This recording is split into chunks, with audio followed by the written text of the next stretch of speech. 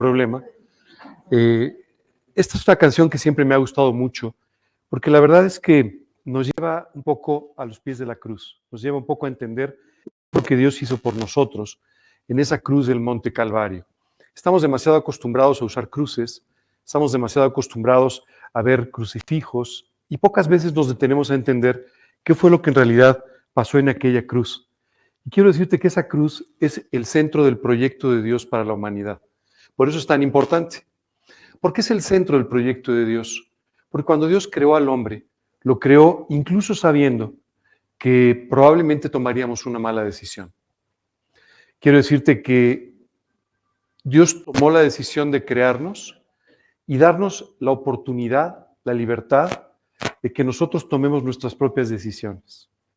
Nos dio lo que comúnmente se llama libre albedrío, es decir, nuestra posibilidad de tomar las decisiones que queramos. Pero creándonos así, también nos daba la oportunidad de no seguirle. Y el hombre tomó esa decisión, la de no seguir a Dios. Oye, ¿esto es una cosa que se le salió de control? No, Dios nos creó aún a pesar de esto, porque ya tenía una solución para nosotros. La solución era entregarse a sí mismo en el Monte Calvario para morir pagando por todos nuestros pecados, los pecados de cada uno de nosotros.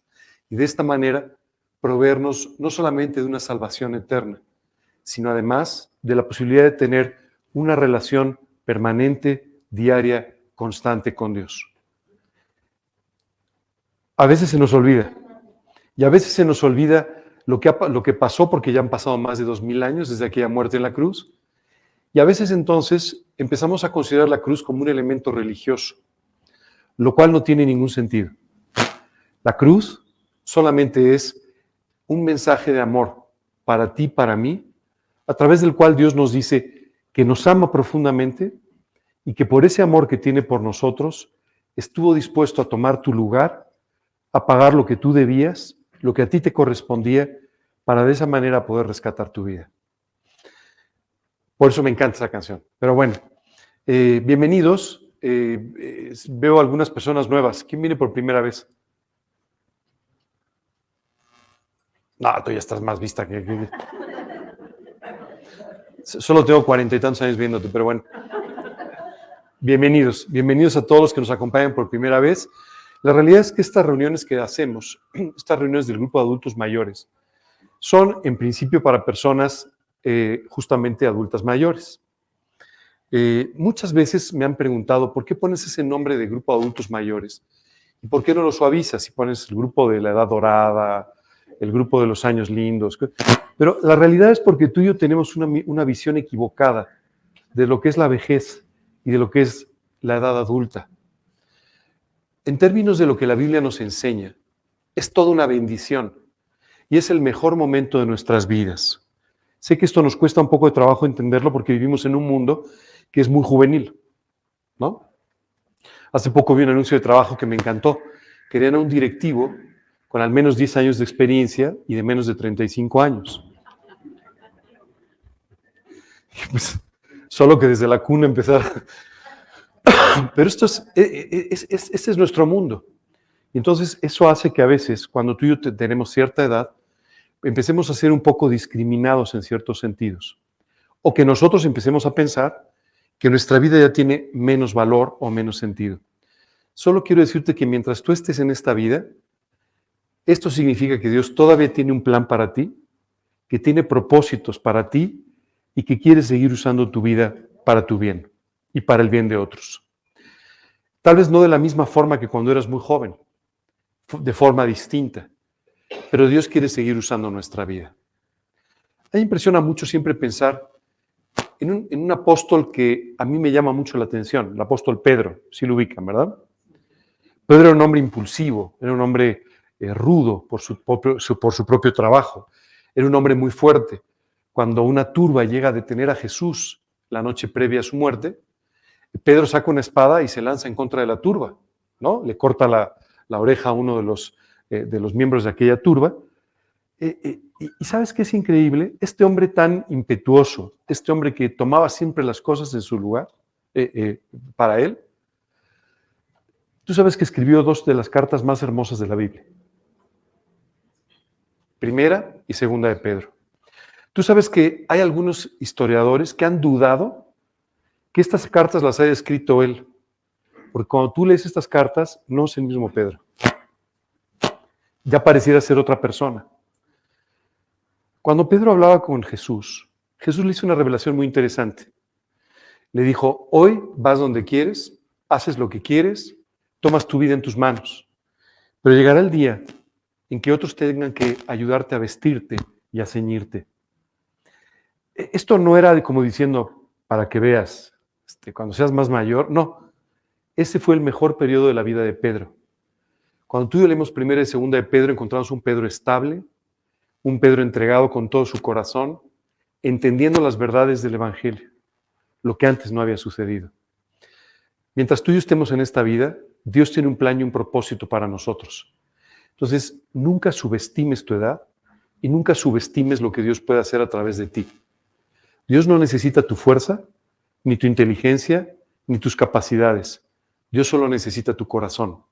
Y teniendo tu corazón, Él puede hacer cualquier cosa contigo. Generalmente, trazamos ciertos objetivos para el grupo de adultos mayores. En las últimas reuniones no hemos hablado de ello, pero me gustaría regresar un poco a nuestros orígenes, que fueron hace como 16 años. Quiero decirte que este grupo se formó básicamente con 3 objetivos. El primer objetivo es poder compartir con ustedes principios de la Escritura con aplicaciones prácticas para la vida a su edad. Yo sé que cuando tú vas a una librería hay Biblias para niños, no hay Biblias para mayores, pero sí hay Biblias para niños, pero solamente es porque tienen dibujos o no, pero lo que dice la Biblia es lo mismo y los principios son los mismos. Tú y yo tenemos que aprender a perdonar a los 18, a los 48 o a los 78. Tú y yo tenemos que aprender los mismos principios, pero sí es cierto que algunos de ellos tienen un mayor impacto cuando somos más mayores. Sí es cierto que hay ejemplos que son más vivos para nosotros cuando tenemos ciertas edades.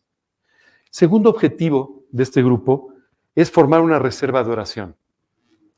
Normalmente, conforme va pasando la vida, vamos teniendo un poco menos de ocupaciones. ¿Se han dado cuenta de eso? ¿No? Cuando estás muy joven, la escuela y el trabajo, y luego te casas y los hijos, y una barbaridad de ocupaciones. Pero conforme vas creciendo, llega un momento en que empiezan a disminuir estas ocupaciones. Ese es el momento perfecto para poder dedicar más tiempo a orar.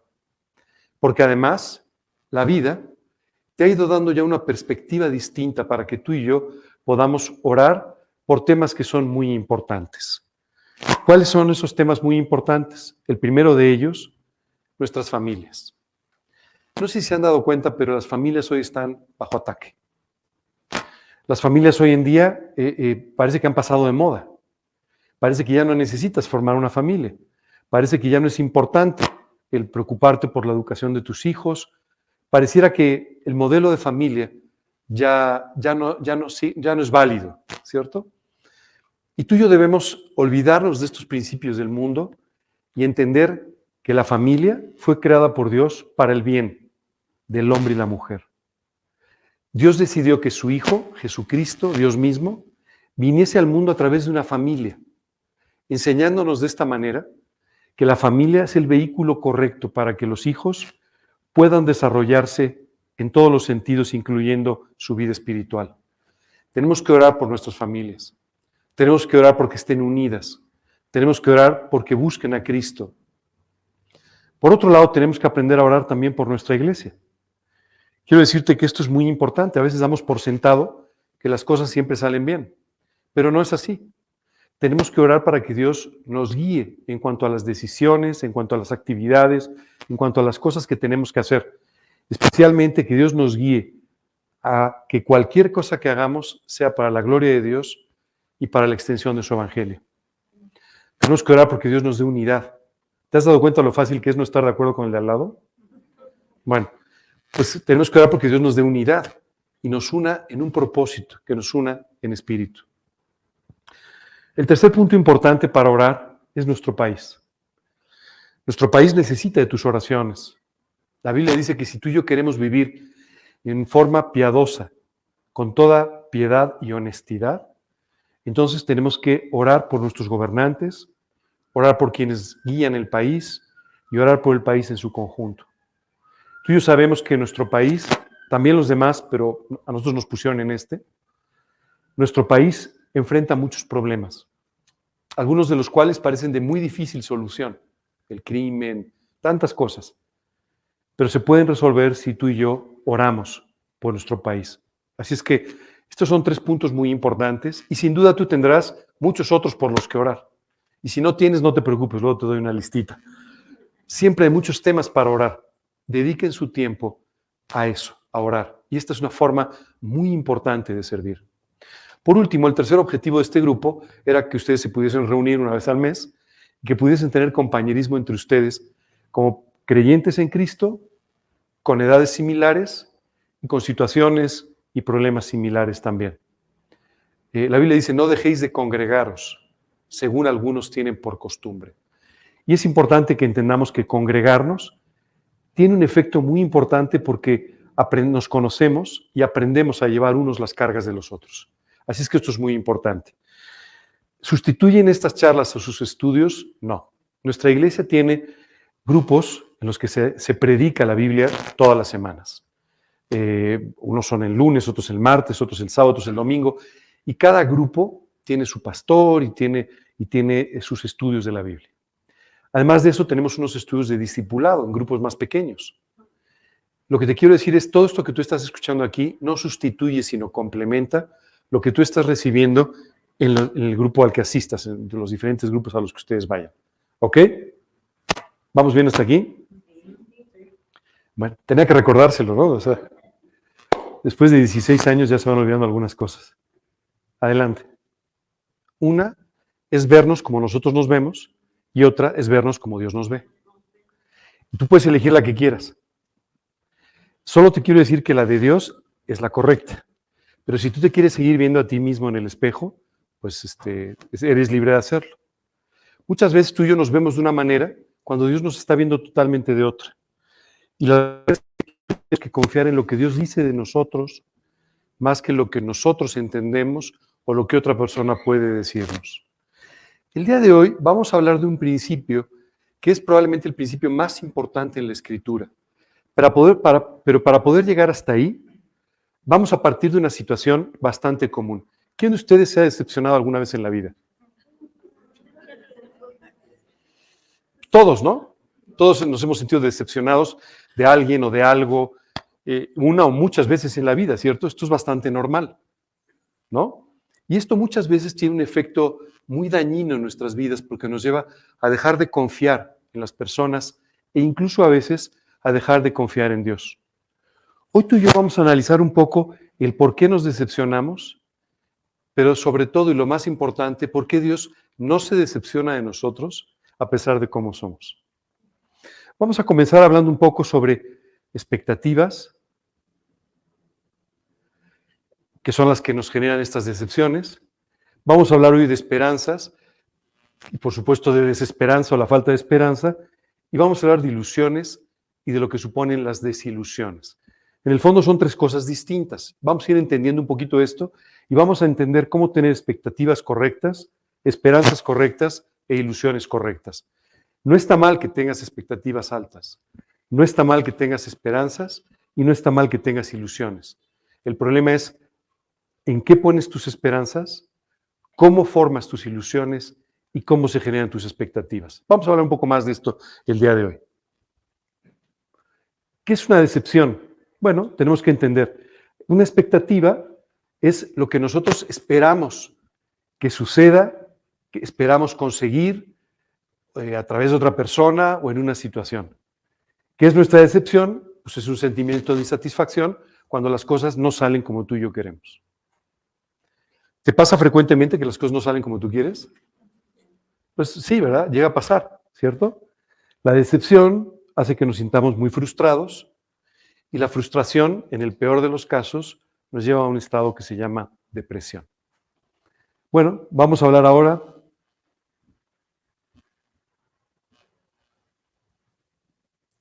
¿podemos pasar a la siguiente? Vamos a hablar ahora de un ejemplo de esto. Si tú recuerdas en el Antiguo Testamento, Dios nos habla de un hombre llamado José. Este hombre José fue utilizado en forma extraordinaria por Dios y fue puesto delante del faraón de Egipto para que interpretara un sueño que Faraón había tenido y a través de la interpretación del sueño pudiese literalmente rescatarse, no solamente al pueblo de Egipto, pero también al naciente pueblo de Israel y a todos los pueblos de alrededor. ¿De acuerdo? Imagínate lo que el faraón pensaba de José. Le interpretó el sueño, le dio la explicación de cómo manejar las cosas, rescató al país. Encima, a través de todo esto, ayudó a que Faraón se enriqueciera y que el pueblo no se empobreciera tampoco. Bueno, Faraón tenía una imagen extraordinaria de José. Es más, él tenía no solamente un gran cariño, sino un gran respeto por la fe de José. Y entonces el faraón se entera que la familia de José ha venido a Egipto. Después imagina el faraón, dijo, no, bueno, si José es así, imagínate el papá de José. No, pues este sí ya debe ser como de otro mundo. Y sí, más o menos era de otro mundo, pero no en forma muy positiva. Y entonces comienza una conversación con el papá de José. Y le dice, ¿cómo empezarías una conversación con alguien? ¿Cómo estás? ¿Cómo te llamas? ¿Qué edad tienes? ¿Qué sé yo, no? Y así empezó Faraón. Oye, ¿cuántos años tienes? Y olvídate. La respuesta fue, los días de los años de mi peregrinación son 130 años. Pocos y malos han sido los días de los años de mi vida y no han llegado a ser como los días de los años de la vida de mis padres. ¿Sabes cuál fue la siguiente pregunta de Faraón? Ninguna. Dijo, no, ya. Ya, mi dosis de amargura del día de hoy ya se cubrió. Ya no necesito más. ¿Sabes qué pasa? Muchas veces nosotros, sin darnos cuenta, expresamos nuestra amargura. La Biblia dice que de la abundancia del corazón habla la boca. Y muchas veces cuando tú estás hablando con alguien, sin darse cuenta te está expresando todas sus frustraciones, todas sus decepciones, todos sus problemas.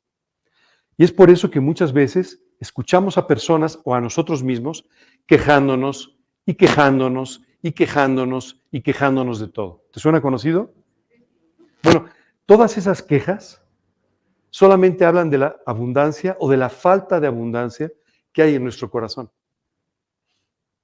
Esa es la realidad. Si algún día te hacen una pregunta y ya no te hacen la segunda, pues nada más acuérdate de Jacob. Pasa lo mismo que con el faraón. ¿De acuerdo? Es muy importante que tú y yo no permitamos que las decepciones de la vida amarguen nuestro corazón de tal manera que tú ya no puedas ser feliz y tampoco puedas proyectar la felicidad que Dios quiere a través de tu vida. ¿Qué expectativas podemos tener que son correctas? Porque esto es muy importante. Expectativas correctas traerán resultados correctos. Expectativas incorrectas traerán decepciones una y otra vez.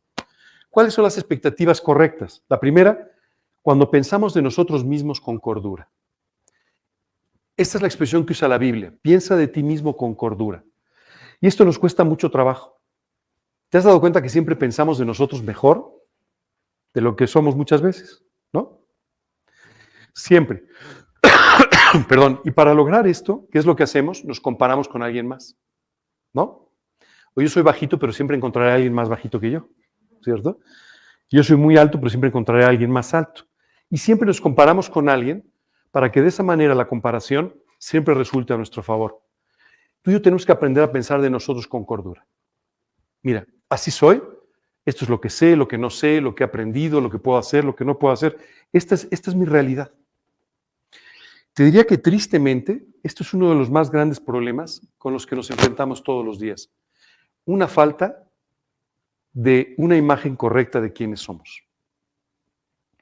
¿Tú sabes por qué mucha gente no quiere venir a Cristo? Porque piensa que es mejor de lo que es. Recuerdo una vez, estaba compartiendo de Cristo con una persona y le dije, mira, la Biblia dice que has pecado. Ah, no, me dijo, yo nunca he pecado. A mí no me conoces. Yo no he pecado nunca. Dije, pues entonces debe ser un ser extraterrestre, porque la Biblia dice que por cuanto todos pecaron, así es que yo no sé de qué mundo viniste, pero de este no. ¿Sabes qué es lo que pasa contigo y conmigo? A veces tenemos una imagen tan buena de nosotros mismos, pero tan apartada de la realidad, que no podemos reconocer nuestros problemas. Y si tú no reconoces tus problemas, no puedes enfrentarlos. Tú no puedes enfrentar tus problemas hasta que los reconozcas. Y no puedes llegar con Dios a pedirle que te saque adelante de tus problemas, sino hasta que entiendas la gravedad de ellos. Así es que la primera expectativa importante es la de pensar de nosotros mismos con cordura. La segunda es cuando buscamos y esperamos por la voluntad de Dios para nuestras vidas. Este es otro tema muy delicado, porque tú y yo tenemos nuestra propia voluntad, ¿te acuerdas? Dios nos la dio. Pero cuando tú y yo invitamos a Cristo a nuestra vida, Dios está esperando que le permitamos mostrarnos su voluntad para nuestra vida, para de esta manera poder vivir conforme al diseño que Él tiene para nosotros. No nos obliga a vivir así, nos da la opción de vivir así. Pero cuando tú y yo queremos vivir en nuestra propia voluntad, empezamos a generar expectativas que son incorrectas sobre nosotros, sobre lo que nos rodea y sobre nuestros acontecimientos. Y por último, cuando las expectativas nos llevan a vivir dentro de los principios de la Biblia. Esto es muy importante. O sea, si tú me dices, es que yo tengo la expectativa de volverme una estrella de rock, bueno, yo lo que te sugeriría es que ya no lo intentes, ya se nos pasó un poco la edad para hacerlo, pero independientemente de eso, o sea, ¿es esto algo que sería positivo para tu vida espiritual o sería positivo para...? Pues no. Entonces, no trates nunca de poner expectativas que vayan en contra de los principios de la Biblia o que vayan en forma separada a los principios de la Escritura. ¿De acuerdo? Si tú haces esto, generarás siempre expectativas correctas sobre ti y sobre tu entorno. ¿Cuáles son las expectativas erróneas? Cuando pensamos de más de nosotros mismos, ¿no? No, es que yo soy extraordinario y entonces pues yo merezco la atención de los demás y cuando no me la dan me molesto. Es que yo soy un tipazo y cuando la gente no me trata de esa manera, pues entonces yo me siento. ¿Te das cuenta de la cantidad de gente que se siente por eso? Es que no me tomaron en cuenta, es que no me dieron el primer lugar, es que tantas y tantas cosas. Yo sé que a ustedes no les pasa nada de esto, pero bueno, solo lo digo porque lo tengan completo el ejemplo. Otra expectativa errónea es cuando ponemos nuestros planes por encima de los planes de Dios. Cuando Dios diseñó un plan para nuestra vida, diseñó lo mejor para ti. Él que te conoce profundamente, sabe en qué áreas puede usar tu vida y en qué áreas tú vives satisfecho siendo usado por Dios. Pero de repente nosotros pensamos que tenemos mejores ideas que las de Dios. Y entonces tratamos de ponernos en una posición que no es la que Dios tiene para nosotros. Y esto genera expectativas erróneas. También cuando damos valor a cosas que no lo tienen. Yo veo personas que viven amargadas porque no tienen determinado estatus económico o porque no han logrado ciertas cosas. Hace unos años, recuerdo que unos papás muy preocupados por una situación que tenían en su casa me pidieron hablar con sus hijos. Y cuando hablé con sus hijos, era una familia que tenía una vida económicamente desenvuelta. Pero los hijos se quejaban de que pues, los tenían muertos de hambre. ¿Sabes cuál era el problema? Las expectativas de ellos eran muy superiores a la realidad o a lo que necesitaban. Entonces, al no cumplirse esas expectativas tan altas, entonces estaban muy insatisfechos. Muchas veces tú y yo tendemos a colocar nuestros ojos en cosas o en satisfactores que no nos van a satisfacer o que no nos satisfacen. Gracias a Dios por lo que tienes y gracias a Dios por lo que no tienes. Porque muchas veces estamos tan preocupados por lo que no tenemos que dejamos de dar gracias por lo que sí tenemos. Esa es la realidad. Yo veo gente quejándose todos los días porque no le alcanza, porque no es suficiente, porque quisiera ganar más, en lugar de dar gracias por la salud que tiene, o por el ingreso que sí tiene, o por la familia que sí tiene, o por todas las cosas de las cuales Dios lo ha rodeado. Cuando dejamos de ver y confiar en su misericordia y amor, entonces empezamos a poner expectativas incorrectas de inmediato. Y por último, cuando no son congruentes con nuestra manera de vivir, ¿no? Otra vez, déjenme poner un ejemplo extrapolado, pero es como si tú y yo en este momento decimos, caray, ya no puedo jugar al fútbol. Ok, está bien, ¿no? O sea, ni hablar, ¿verdad? Así es que los invito a que coloquen expectativas correctas en su vida.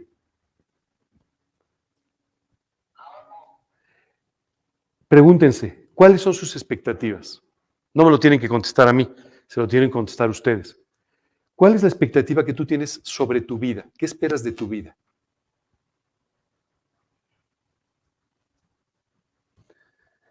Sobre tu desarrollo y tu realización. ¿Qué esperas que te haga sentir realizado en la vida? Todo esto, ponlo a la luz de lo que acabas de escuchar. Sobre su matrimonio, sobre tu familia, sobre la vida de tus hijos, sobre tus amigos y sobre este mundo en general. Yo veo gente que tiene la expectativa, ¿no? Esto sucede mucho cuando hay cambios de gobierno en los países. Hay la expectativa de que el mundo va a mejorar muchísimo porque hay un nuevo gobernante, porque hay un nuevo líder, porque hay una nueva persona que va a hacer esto y va a hacer lo otro. Y entonces después nos llevamos decepciones porque decimos, no, pues es que no lo ha hecho. Solo quiero decirte que son seres humanos igual que tú y que hacen lo que pueden, en el mejor de los casos, hacen lo que pueden.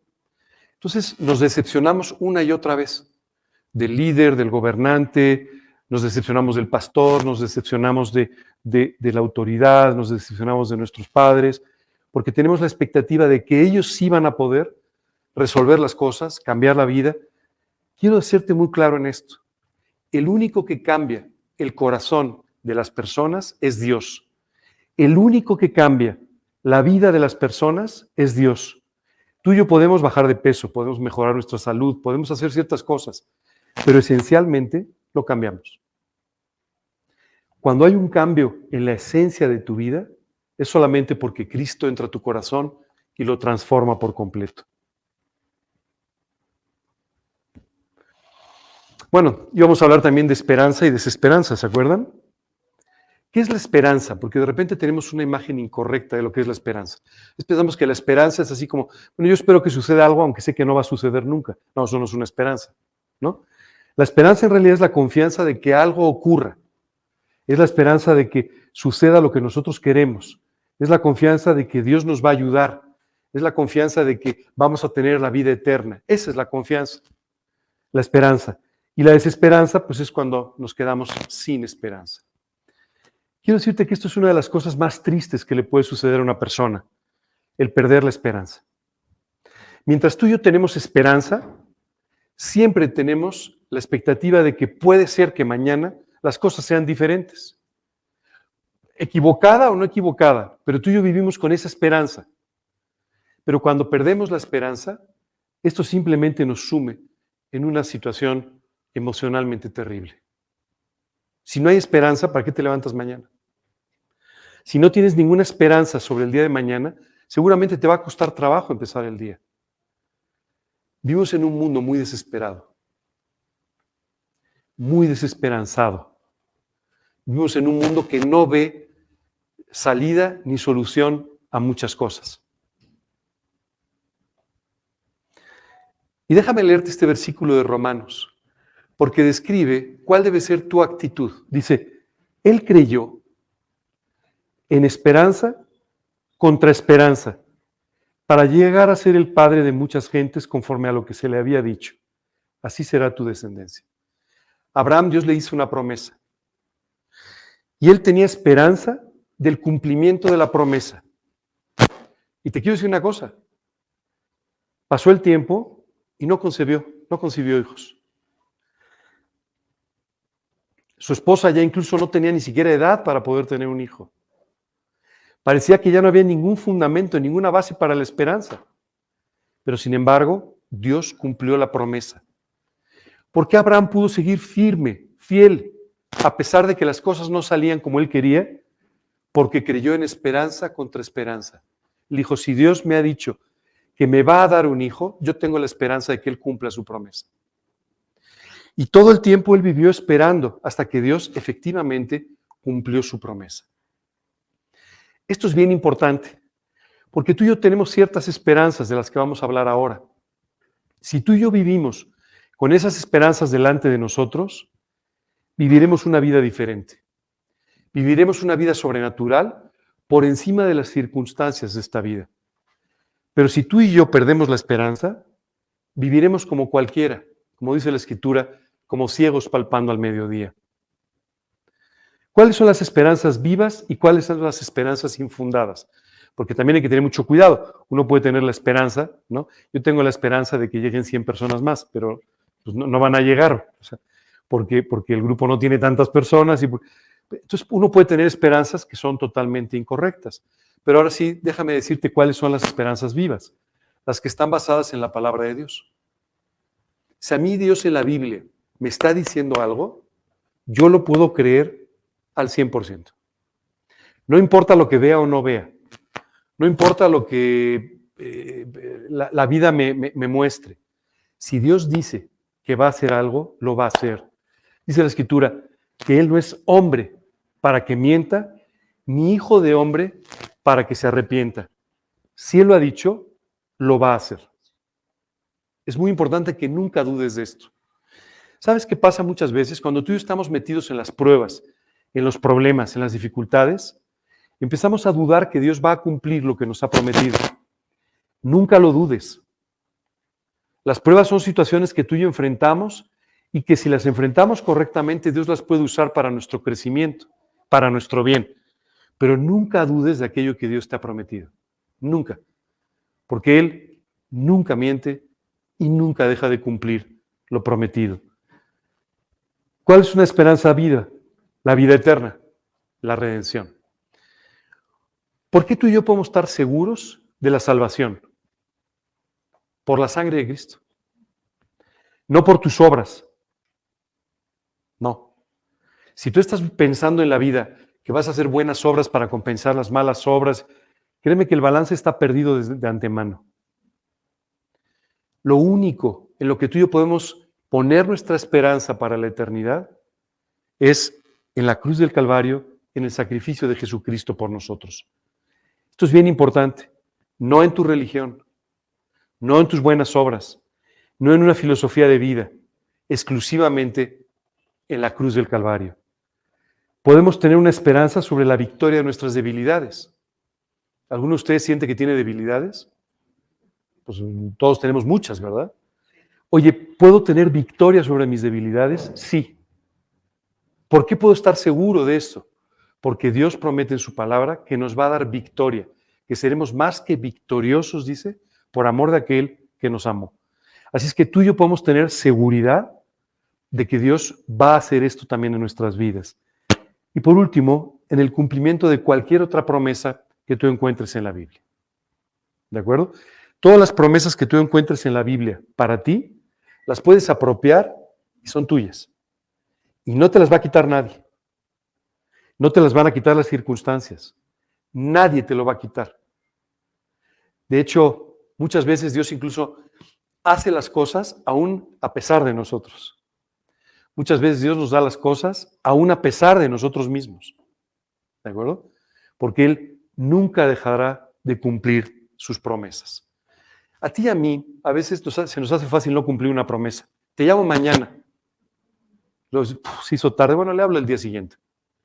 Es muy fácil para ti y para mí no cumplir las promesas. Pero Dios nunca hace eso. Por eso dice que Él no es hombre para que mienta, ni hijo de hombre para que se arrepienta. Él sí cumple. ¿Cuáles son esperanzas infundadas? Pues las basadas en los hombres. Yo tengo la esperanza de que mi compadre me ofrezca un trabajo y me haga millonario, ¿verdad? Bueno, pues es una esperanza infundada, ¿verdad? Perdón, a veces pongo ejemplos así que son muy disparatados para que quede claro el punto, pero tú puedes estar poniendo tus esperanzas en muchas cosas. Tengo la esperanza de que este mundo mejore. Bueno, pues quédate sentado. Tengo la esperanza de... Todas estas esperanzas basadas en los hombres no se van a cumplir. Esperanzas basadas en ideas humanas o en cualquier otra cosa. ¿Sabes qué hemos aprendido en estos casi 8,000 años de historia de la humanidad? Hemos aprendido que todo lo que prometemos, todas nuestras nuevas ideas, todas nuestras nuevas filosofías, sistemas políticos, filosóficos, etcétera, no funcionan. Unos salen un poco mejor, unos salen un poco peor, pero en el fondo no funcionan. Oye, ¿por qué no funcionan? Por nosotros. No funcionan porque nosotros fallamos. Y cuando nosotros fallamos, damos al traste con todo. Esa es la realidad. Y pensamos que un sistema filosófico nos iba a abrir los ojos, y no fue así. Y después el siguiente, y luego un sistema político, y luego otro. ¿Y sabes qué nos encontramos? Que ninguno, en el fondo, puede cambiar nuestras vidas. Fíjate lo que dice la Escritura en el libro de Proverbios. La esperanza de los justos es alegría, mas la esperanza de los impíos perecerá. Por favor, fíjate bien en ese versículo. Esta es la esperanza de los justos. Y dice, es alegría. Cuando tú tienes estas esperanzas, vives alegre. Oye, qué padre, Dios me salvó. Voy a ir al cielo. Puedo estar gozoso por eso. Oye, qué increíble. Estoy en medio de un problema, pero Dios en la Biblia me ha enseñado una promesa y puedo confiar en ella. Esto trae alegría al corazón del hombre. Pero las esperanzas de aquellos que no creen en Cristo, que no creen en la Escritura, lo único que hacen es perecer. O sea, se mueren. Son esperanzas que no llegan a ningún lado. ¿Ok? Otra vez, vamos a hacer un balance. ¿Cuáles son tus esperanzas? ¿Dónde estás colocando tu esperanza? Si es en la vida eterna, si es en la victoria sobre las debilidades, perfecto. Si es una esperanza en las promesas o en el trabajo de Dios, entonces puedes estar seguro que Dios cumplirá estas esperanzas y tú y yo nos gozaremos algún día viendo el trabajo de Dios. Dice la Escritura, y ahora, Señor, ¿qué esperaré? Mi esperanza está en ti. David, una y otra vez, en medio de una vida muy azarosa, con muchos problemas, regresaba una vez más con el Señor y decía, Señor, mi única esperanza está en ti. No en que soy el rey de Israel, no en la gente que me rodea ni en mi ejército. Mi única esperanza está en ti. Ok, vamos a seguir avanzando. Y por último, las ilusiones. ¿No te gusta vivir con ilusiones? Es padrísimo tener ilusiones, ¿cierto? Nada más que tenemos que distinguir. La Biblia nos enseña lo que son las ilusiones y lo que son las vanidades ilusorias. Vamos a ver de qué se trata. ¿Qué es una ilusión? Pues vives con complacencia en una persona, en una cosa, en una tarea, esperas que el cumplimiento sea súper bueno. Oye, tengo la ilusión de que llegue la Navidad y pasemos una noche maravillosa en familia. Oye, tengo la ilusión de que suceda tal cosa, tengo la ilusión de que mi matrimonio sea maravilloso y para la gloria de Dios. Tengo la ilusión. ¿Es válido tener estas ilusiones? Por supuesto que es válido que tengas estas ilusiones. ¿Qué es la desilusión? Cuando tu ilusión no se cumple y entonces esto te golpea y te afecta profundamente en tus emociones. Entonces quedas desilusionado. Tanto esmero que para preparar la cena y no llegó nadie, ¿verdad? Oye, tanto que hice y resultó que no sucedió. Entonces te desilusionas. Los seres humanos vivimos de ilusión en desilusión, ¿sí te has dado cuenta? Y lamentablemente conforme pasa la vida, cada vez queremos menos tener ilusiones para no desilusionarnos. Una vez hablaba con una persona y me dijo, oye, te veo con muchas ilusiones para la edad que tienes. Y le dije, francamente, sí. Tengo 62, tampoco es... Pero bueno, la persona era obviamente mucho más joven, ¿no? Y le dije, tienes razón. Me dijo, pues yo que tú no tendría tantas ilusiones porque te vas a desilusionar muchas veces. Le dije, mira, primero, no creo porque mis ilusiones están basadas en la Escritura. Pero por otro lado, y si me tengo que desilusionar alguna vez, no importa. Disfruté de la ilusión mucho más. No tengan miedo de tener ilusiones y no crean que porque están viviendo una etapa más avanzada de su vida, ya no pueden tenerlas. Una vez una persona me decía, es que a mi edad ya no se tienen ilusiones. Le dije, no, con tu actitud no se tienen ilusiones. A tu edad tú puedes seguir teniendo todas las ilusiones. Quiero decirte que el apóstol Pablo, un hombre ya mayor, muy golpeado físicamente y encerrado en un calabozo, tenía la ilusión de que la palabra de Dios llegara hasta lugares donde nunca se había predicado todavía. Y él seguía todavía orando y seguía todavía desde ese calabozo mandando cartas a todas las iglesias para establecerlas y para alentarlos a vivir para Cristo. Era un hombre con ilusiones todavía, a pesar de su situación. Tú y yo podemos vivir con ilusiones independientemente de nuestra edad o de nuestra situación. Ahora vamos a comparar qué son las ilusiones y qué es lo que la Biblia llama vanidades ilusorias. Ilusiones, aquellas cosas que ponemos en las manos de Dios. Señor, tengo la ilusión de que mi familia esté unida, que viva para Cristo, que mis hijos, mis nietos te sirvan con todo su corazón. Lo pongo en tus manos y te pido que tú hagas ese trabajo. Eso es una ilusión. Si tú tienes ilusiones de este tipo, Dios va a tomar estas ilusiones y las va a llevar a la realidad, las va a convertir en una realidad.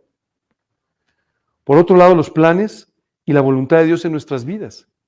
Hoy yo tengo la ilusión de algún día salir al campo misionero. Yo tengo la ilusión de algún día predicar la Biblia. Yo tengo la ilusión. Les voy a contar una historia personal. Cuando yo vine a Cristo, yo era joven, tenía 19 años, y recuerdo que había ciertos prejuicios que yo ya tenía establecidos a esa edad. El primer prejuicio es no me quería casar. Para mí matrimonio era casi un sinónimo de conflicto, problema, era una situación difícil, yo no quería enfrentar eso. Y lo segundo es, yo tenía un muy mal concepto de la religión, un muy mal concepto de las personas que predicaban la religión. Y recuerdo que Dios en su inmensa sabiduría, yo recibí a Cristo en un grupo, y la siguiente semana me dijeron, oye, el grupo se divide porque ya no cabemos, y te vas a ir a otro lugar. Y llegué a una casa pequeña, ¿no? En un grupo muy pequeño, donde la persona que compartía los estudios estaba casi recién casado, tenía un niño chiquito, casi recién casado. Y Dios me permitió ver de cerca, de primera mano, un matrimonio maravilloso. Recuerdo que una noche llegué con Dios y le dije, Dios, así hasta me caso. Si me vas a dar algo como eso, hasta me caso, ¿no? Porque eso es extraordinario, pero no es el parámetro que yo veo en general, ¿cierto? Recuerdo que cuando yo lo veía los domingos a este hombre predicando, yo decía, qué maravilla, qué cosa tan preciosa poder servir a Dios así, pero yo no puedo hacer eso. Decía, yo no tengo la capacidad para hacerlo, yo no tengo la gracia que tiene Él, yo no puedo servir de esa manera. Años después, me invitaron a que diera un mensaje. Y fue el peor mensaje que he dado en mi vida. O sea, sí se los cuento tal cual. Afortunadamente, todas las personas que estaban ahí eran cristianos. Si no, hubiera tropezado a alguien seguro, porque el mensaje no era muy bueno que digamos. Pasé los peores 20 minutos de mi vida. Sentía la espalda totalmente mojada, estaba muy nervioso.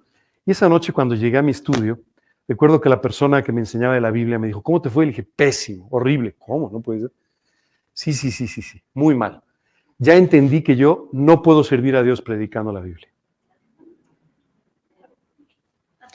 Años después, me casé con mi esposa y empezó a acompañarme a campañas evangelísticas donde yo predicaba. Me dijo, ¿por qué no te pones nunca nervioso cuando vas a pasar? Entonces le conté esa historia. Le dije, porque Ángel es un incompetente para predicar.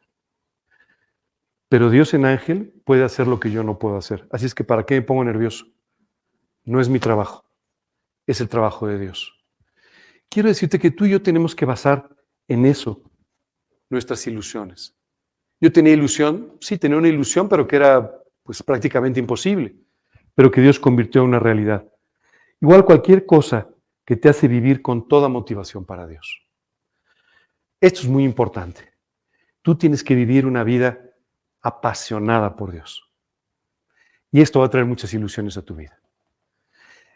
Yo veo muchas personas que quieren vivir una vida espiritual, no emocional. Quiero decirte que esto es imposible. Esto es como si yo te dijera que te cases y tengas una relación intelectual, pero no una relación de pasión o de amor con tu esposa, ¿no?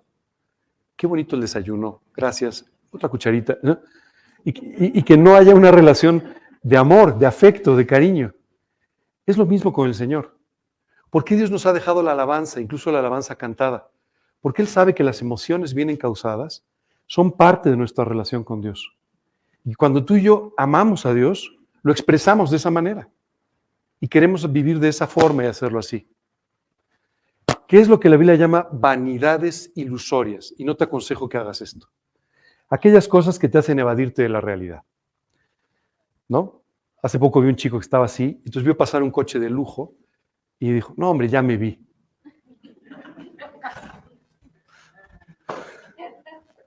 Increíble cómo perdemos la cabeza y cómo ponemos nuestros ojos en cosas que nos hacen es evadirnos de la realidad, ¿no? Hay gente que vive soñando, ¿te has dado cuenta? Soñando despierto. No, el día que yo sea como fulano, entonces ya se están proyectando ahí, ¿verdad? ¿Sabes qué hace esto? Que efectivamente tengas muchas desilusiones. Y también cualquier cosa, ¿no? Con la que nos ilusionamos, pero que no tiene realmente una trascendencia eterna. Tengo la ilusión de lo que tú quieras. Si esto no es para la gloria de Dios, si esto no es algo que tenga una trascendencia eterna, por favor no te ilusiones con ello, porque te va a desilusionar. Tengo la ilusión de escribir un libro porque eso me va a hacer más conocido. Lo escribirás, tal vez te hagas un poco más conocido y al día siguiente seguirás siendo la misma persona. Y entonces te vas a desilusionar de aquello que fue humanamente hablando un buen logro. ¿De acuerdo? ¿Vamos bien? Bueno, ya son expertos en todo esto, así es que ya podemos pasar al otro tema. Esto es de lo que quería hablarles hoy. Se llama la gracia. Déjame hacerte una pregunta. ¿Tú crees que Dios podría desilusionarse de nosotros? No sé de ti, de mí estoy seguro. ¿Tú crees que Dios podría perder la esperanza viendo cómo nos comportamos? Ay, Angelito, tantos años dedicado a ti y otra vez sales con esto, ¿verdad? ¿Por qué Dios nunca pierde la esperanza en nuestras vidas? ¿Te acuerdas de la canción que acabamos de escuchar? ¿Por qué Dios de todos modos sigue creyendo en nosotros? ¿Por qué Dios sigue pensando que va a hacer grandes cosas en nosotros cuando la verdad es que no pareciera que fuéramos capaces de ello? Por un concepto maravilloso que se llama la gracia. Hoy te voy a hablar de lo que es la gracia y te voy a hablar de las aplicaciones prácticas de la gracia en tu vida. Sé que ya pasaste por toda una serie de revisiones de tus esperanzas, de tus ilusiones, de tus expectativas y todo eso, y qué bueno que ha sido así, porque ahora vas a entender cómo Dios, por gracia, te va a llevar a vivir con buenas expectativas, con buenas ilusiones y con buenas esperanzas. ¿Ok? ¿Qué es la gracia? Es la aceptación y el amor inmerecido. ¿Por qué Dios nos ama? Porque somos simpáticos, guapos, espirituales, intelectuales. No, te ama por gracia, porque decidió amarte, simplemente por gracia. Y esta es la mejor noticia del mundo. No me lo tengo que ganar. No me tengo que ganar el amor de Dios. La Biblia dice que desde que Dios creó el mundo ya me amaba, aun cuando solamente era un proyecto. Todavía no existía, pero ya me amaba. No tengo que ganarme su amor. No tengo que hacerlo. No tengo que ponerme de rodillas, ir a ningún lugar. No. Dios te amó. La Biblia dice, porque de tal manera amó Dios al mundo, que ha dado a su Hijo unigénito para que todo aquel que en Él cree no se pierda, mas tenga vida eterna. Así te ama. Y te ama, ¿sabes por qué? Por gracia. Esta es la actitud divina hacia el hombre. No hay merecimientos nuestros. Lo único que hay es la gracia de Dios. Un día Pablo, hablando de todas las cosas, Pablo había sido un perseguidor de la iglesia. Tú has leído el libro de Hechos. Él persiguió a la iglesia, él consintió en el asesinato de creyentes. Él incluso, cuando es encontrado por Jesús en el camino de Damasco, iba con cartas credenciales para en Damasco establecer una persecución en contra de los cristianos. Y de ser un perseguidor se convirtió en el apóstol de los gentiles. El que ganó las almas, Asia Menor, el sur de Europa, increíble todo lo que sucedió a través de su vida. Y hablando él de su propia vida decía, pero no yo, sino la gracia de Dios en mí. O sea, esto no lo hice yo, esto lo hizo la gracia de Dios en mí. Tú y yo no somos más simpáticos desde que conocimos a Cristo. No somos mejores personas. Más bien, la gracia de Dios en ti está trayendo frutos y trayendo maravillosas consecuencias en tu vida. Hoy tú y yo tenemos que aprender que la salvación es por gracia, la vida cristiana es por gracia, y cualquier cosa que tú y yo queramos hacer para servirle debe ser cargada de gracia. Vamos a hablar primero de la gracia que salva. Dice la Escritura en Efesios, porque por gracia sois salvos por medio de la fe. Y esto no de vosotros, es un don, un regalo de Dios. no por obras, para que nadie se gloríe. Esta es la gracia de Dios. ¿Por qué Dios nos amó y estuvo dispuesto a hacerse un hombre y a morir por nosotros? Por gracia. Porque Dios decidió derramar su gracia sobre nuestras vidas. Si es la primera vez que nos acompañas, yo te diría, ¿por qué hoy estás aquí sentado? Por gracia. Porque la gracia de Dios te trajo, porque la gracia de Dios te está alcanzando y porque Dios quiere tener una relación personal contigo. Es por gracia. Y el libro de Efesios dice, por gracia sois salvados por medio de la fe. No, esto no es de vosotros, dice. Y no por obras, para que nadie se gloríe. Imagínate un cielo donde la gente llegara por sus propias obras. Habría tanto orgullo en el cielo que Dios no podría estar ahí. Cualquier cosita que hacemos buena en la vida, nos engrandecemos de una forma increíble, ¿no? Oye, ¿quién trajo las papas? No, yo fui. ¿No?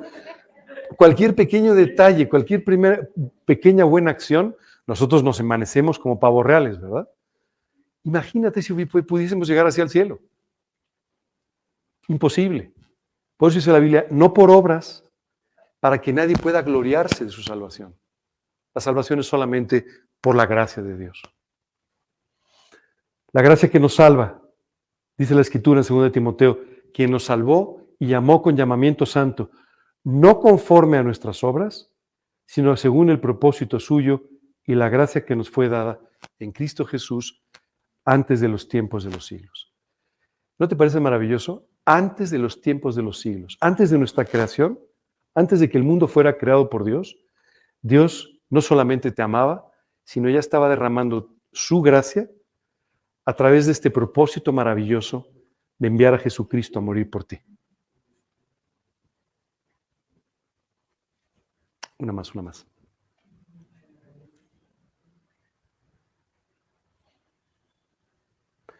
La gracia también nos conduce, es decir, nos guía, nos lleva en la vida. Dice 2 Corintios, porque nuestra gloria es esta, el testimonio de nuestra conciencia que con sencillez y sinceridad de Dios, no con sabiduría humana, sino con la gracia de Dios, nos hemos conducido en el mundo y mucho más con vosotros. Esto es maravilloso. Pablo les decía a los corintios, lo que yo les he explicado, la forma de vivir que les estoy enseñando y todos los consejos que les doy no tienen nada que ver con sabiduría humana. Solo tiene que ver con la gracia de Dios. Muchas veces los creyentes tenemos la idea equivocada de mezclar los principios de la Escritura con principios de este mundo. Entonces empezamos a colocar filosofía dentro de la Biblia o psicología dentro de la Biblia. ¿Está mal la filosofía o la psicología? No, no es que esté mal, pero quiere decir que tú no puedes infiltrar unos principios sobre otros, porque entonces los principios pierden su valor. Otra vez, no es que esté mal, ¿no? Simplemente no es necesariamente compatible con lo que la Biblia enseña. Así es que tú y yo tenemos que aprender entonces a no vivir conforme a la sabiduría humana, sino a vivir conforme a la gracia de Dios y a sus principios.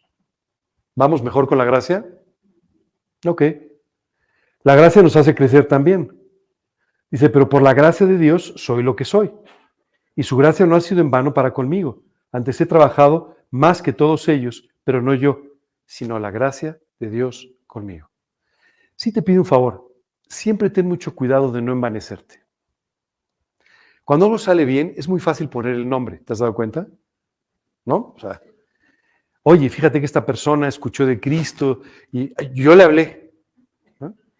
Y además yo fui muy claro en cómo le expliqué. No. Esa persona fue alcanzada por la gracia de Dios, no por tu sabiduría, ni por tu elocuencia. Fue alcanzada por la gracia de Dios. Esto es muy importante que lo entendamos porque nos encanta siempre ponernos en la foto. ¿Alguno de ustedes utiliza correo electrónico? El otro día, ¿sabes que siempre se le pone una firma al correo electrónico, ¿no? Ángel Rodríguez, el teléfono, qué sé yo, la empresa en la que trabajas, lo que sea. El otro día me llegó una cosa genial. En la firma salió una persona así, con una posición que no puedo repetir porque tenía una elegancia brutal, ¿verdad? Así con un saco. Salía la foto y al lado el nombre. Y dije, ¿cómo nos gusta? Es increíble cómo nos gusta, ¿no? Nos encanta que nos vean, nos encanta. Y eso muchas veces lo trasladamos a la vida espiritual y queremos ser los protagonistas de las historias. El único protagonista de la historia se llama Jesucristo. Y el único protagonista que debe existir en tu vida es Dios. Si tú te conviertes en el protagonista de tu vida, tu personalidad te va a estorbar. Igual un pastor, un predicador. Cualquiera de nosotros tenemos que aprender a vivir de lado, enseñando de la Escritura, pero guiando a la gente a la cruz. No una vida como la nuestra, sino al Dios que puede transformar sus vidas. Una más. La gracia nos basta. Déjame contarte una cosa que es maravillosa sobre este ejemplo. El apóstol Pablo compartía muchas cosas personales de su vida. Y una de ellas era un problema de salud que enfrentó por muchos años. Él lo llamaba su aguijón en la carne, porque era algo que lo molestaba, y molestaba mucho. Afeaba su aspecto, afeaba especialmente cómo se veían sus ojos, y no sabemos con exactitud qué era, pero aparentemente era algún problema circulatorio que le causaba malestar. Dice la Escritura, 3 veces le pidió a Dios que lo quite de mí. La respuesta de Dios fue, bástate mi gracia, porque mi poder se perfecciona en la debilidad. Dijo Pablo, ¿quieres que te siga usando? ¿Quieres que te siga usando con tanta abundancia? Pues que te baste mi gracia. Porque ese aguijón en la carne te va a recordar siempre que necesitas de mí. Bástate mi gracia, porque mi poder se perfecciona en la debilidad. Y entonces Pablo nos explica en el siguiente versículo, por tanto, de buena gana me gloriaré más bien en mis debilidades, para que repose sobre mí el poder de Dios. Porque cuando soy débil, entonces soy fuerte. ¿No te parece maravilloso? Cuando tú y yo, a ver, no es que tú y yo nos hagamos los débiles, me va a hacer el debilucho. No, es que lo eres. O sea, no te sorprendes que lo eres.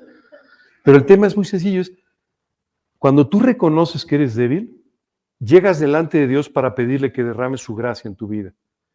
Y es entonces cuando verdaderamente eres fuerte. ¿Te acuerdas de la canción?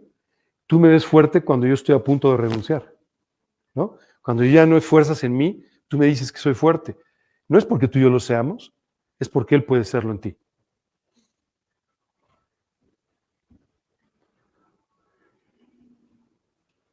La gracia nos socorre. ¿Algunos de ustedes han estado socorro alguna vez en la vida? Lo necesitamos con mucha frecuencia, ¿cierto? Bueno, la Biblia justamente nos dice, acerquémonos pues confiadamente al trono de la gracia. Dice, para alcanzar misericordia y hallar gracia para el oportuno socorro. ¿Qué tenemos que hacer? Hoy estoy en medio de un problema. Lo primero que tenemos que hacer es ir delante de Dios. Y dice, al trono de la gracia. No dice al trono de otra cosa, sino al trono de la gracia. Dice, porque la gracia va a hacer que alcances misericordia. Y ahí es gracia y tengas un oportuno socorro. ¿Qué haces cuando entras en crisis? ¿Qué haces cuando hay problemas? Porque seguro los tienes. Y seguro hay malos días y hay muy malos momentos. ¿Qué hacemos? Busco distraerme, llamo a alguien, hago eso. No. Acércate al trono de la gracia. Dios te está esperando para darte el oportuno socorro y para derramar su gracia sobre tu vida. Pero además Dios nos hace administradores de su gracia. ¡Qué responsabilidad!